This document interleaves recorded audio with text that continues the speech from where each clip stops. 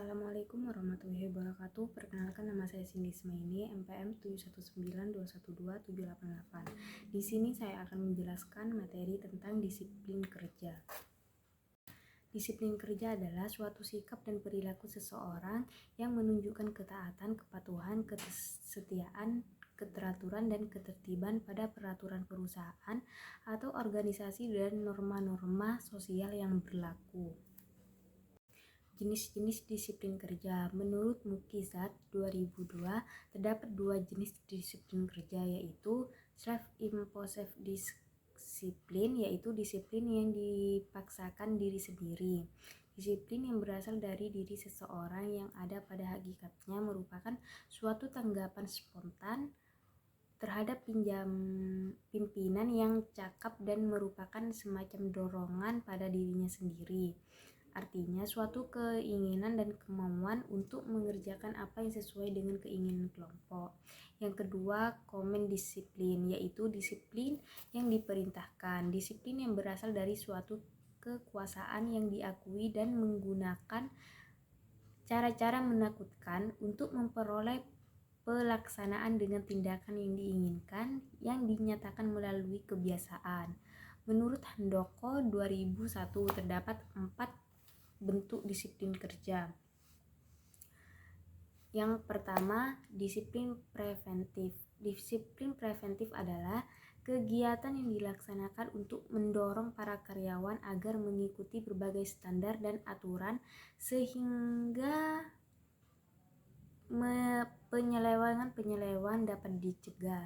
Yang kedua, disiplin korektif adalah kegiatan yang diambil untuk menangani pelanggaran terhadap aturan-aturan yang mencoba untuk menghindari pelanggaran-pelanggaran lebih lanjut.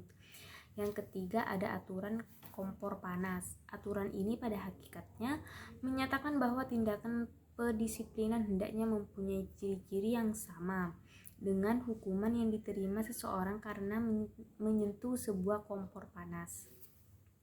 Yang keempat, disiplin progresif.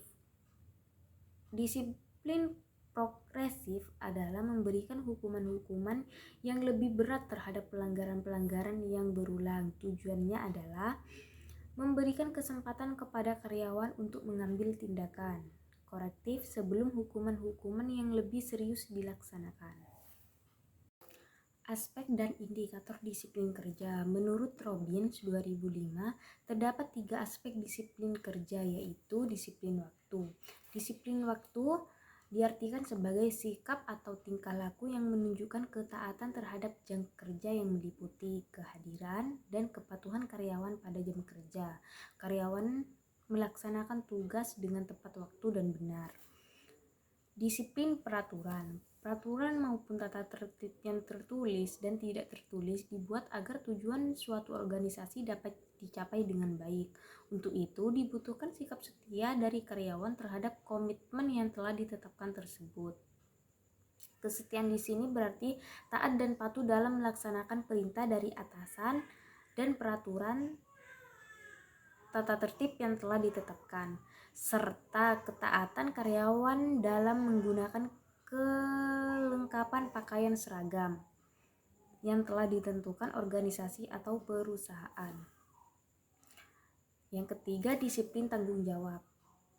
Wujud tanggung jawab karyawan adalah penggunaan dalam pemeliharaan peralatan yang sebaik-baiknya sebagai dapat menunjang kegiatan kantor berjalan dengan lancar, serta adanya kesanggupan dalam menghadapi pekerjaan yang menjadi tanggung jawabnya sebagai seseorang karyawan.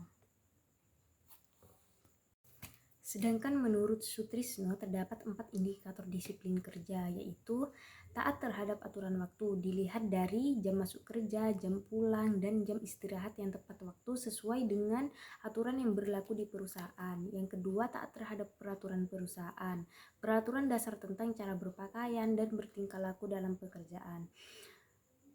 Taat terhadap aturan perilaku dalam pekerjaan ditunjukkan dengan cara melakukan pekerjaan-pekerjaan sesuai dengan jabatan, tugas, dan tanggung jawab, serta cara berhubungan dengan unit kerja lainnya.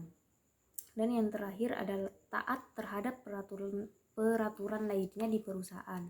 Aturan tentang apa yang boleh dan apa yang tidak boleh dilakukan oleh para pegawai dalam perusahaan. Faktor-faktor yang mempengaruhi disiplin kerja. Menurut Hasibuan, terdapat beberapa faktor yang dapat mempengaruhi tingkat disiplin kerja, yaitu yang pertama ada tujuan dan kemampuan. Tujuan dan kemampuan ikut mempengaruhi tingkat kedisiplinan karyawan. Tujuan yang akan dicapai harus jelas dan ditetapkan secara ideal serta cukup menantang bagi kemampuan karyawan. Yang kedua, kepemimpinan. Kepemimpinan sangat berperan dalam menentukan kedisiplinan karyawan karena pimpinan dijadikan teladan dan panutan oleh para bawahannya. Balas jasa. Balas jasa atau gaji dan kesejahteraan ikut mempengaruhi kedisiplinan karyawan karena balas jasa yang akan memberikan kepuasan dan kecintaan karyawan terhadap perusahaan atau pekerjaannya. Keadilan. Keadilan ikut mendorong terwujudnya kedisiplinan karyawan karena ego dan sifat manusia yang selalu merasa dirinya penting dan minta diperlakukan sama dengan manusia lainnya. Waskat. Waskat adalah tindakan nyata dan paling efektif dalam mewujudkan kedisiplinan karyawan perusahaan. Ketegasan. Ketegasan pemimpin dalam melakukan tindakan akan mempengaruhi kedisiplinan karyawan perusahaan. Dan yang terakhir ada sanksi. Sanksi berperan penting dalam memelihara kedisiplinan karyawan. Dengan sanksi, hukuman yang semakin berat, karyawan akan semakin takut melanggar peraturan-peraturan perusahaan. Sikap perilaku indisipliner karyawan akan berkurang. Mungkin itu saja yang dapat saya sampaikan. Wassalamualaikum warahmatullahi wabarakatuh.